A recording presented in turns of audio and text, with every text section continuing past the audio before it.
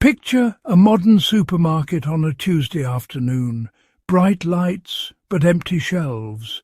A single delayed truck has left the bread aisle bare, the dairy cases empty. This is the fragility of our food system. A small disruption, and abundance vanishes. Now step back to 1926 into a farmhouse pantry. The air is rich with dried herbs and smoked meats. Shelves overflow with jars of preserves and sacks of potatoes.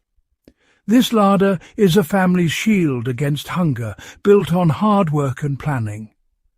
The contrast is stark. Today's dependence versus yesterday's independence. The old larder was a savings account you could eat, a buffer against uncertainty. It was the heart of the home, filled with the knowledge that tomorrow's truck might never come. Our ancestors relied on their own hands and the logic of preservation. This wisdom is waiting to be rediscovered. Today we expect strawberries in winter and asparagus from across the globe, thanks to just-in-time delivery.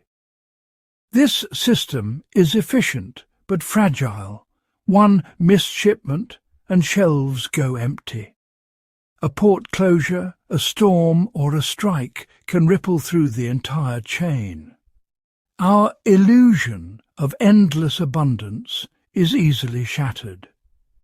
We've traded local resilience for global convenience, forgetting the art of storing food for lean times. Our ancestors had a buffer, a deep larder, to see them through disruptions. Self-reliance was a necessity, not a hobby. By losing the larder, we've lost a vital survival skill. It's time to look back, not as a step backward, but as a wise move forward. The old ways offer security our modern systems can't guarantee. Let's reclaim that resilience. The deep larder was more than a cupboard. It was a system of natural microclimates. Before electric fridges, people used cool, shaded rooms to keep food fresh. The north side of the house stayed cool year-round, perfect for dairy and perishables. Stone slabs on the floor acted as natural refrigerators for milk and butter. Higher shelves stored preserves, safe from heat and light. Ventilated windows allowed air to circulate, keeping moisture and pests at bay. Meats hung from the ceiling, drying slowly in the best air. The larder was a living system, managed with care and observation.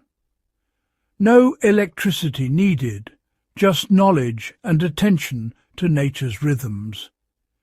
These principles still work today, even in a modern home. The deep larder worked because everything had its place. Root vegetables like potatoes and carrots needed cool, damp darkness, often stored in sand or sawdust.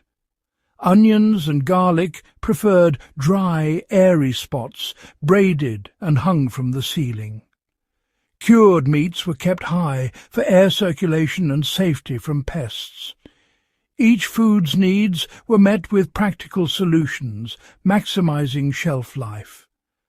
Dairy products sat on the coldest stone, milk in shallow pans, butter in cool water. Every placement was guided by experience and a deep understanding of food.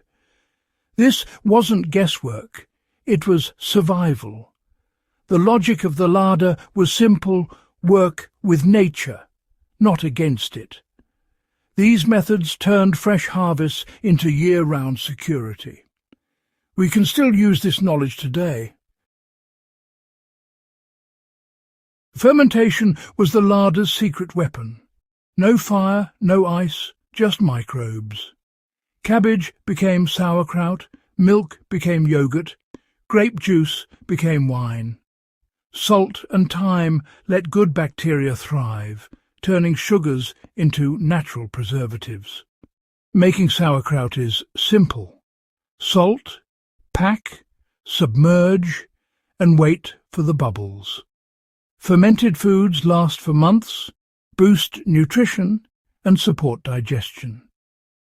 Before supplements, these foods were vital for winter health. Fermentation is easy to learn and brings ancient resilience into any kitchen. Fill your larder with living foods and connect to a tradition as old as civilization. A well-stocked larder is only as good as its management. The golden rule. First in, first out, use the oldest food first. Label and date everything, just like our ancestors did. Organize shelves so new jars go to the back, old ones to the front. This simple system prevents waste and keeps food at its best. Larder discipline isn't hoarding, it's stewardship. It respects the food, the land, and the effort behind every jar. Mindful rotation turns a pantry into a resilient resource.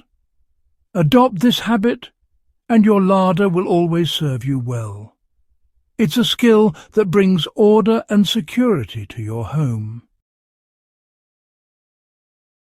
Rediscovering the deep larder is about more than food. It's about security and independence.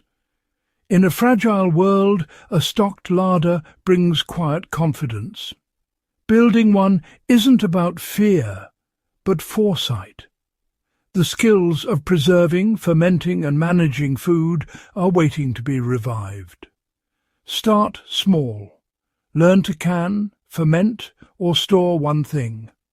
Designate a cool cupboard as your larder and add a few extras each shop.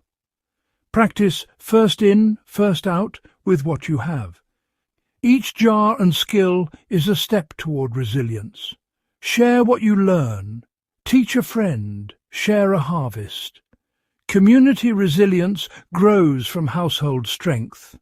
The deep larder is a symbol of preparedness and independence. It's time to bring its abundance back into our homes.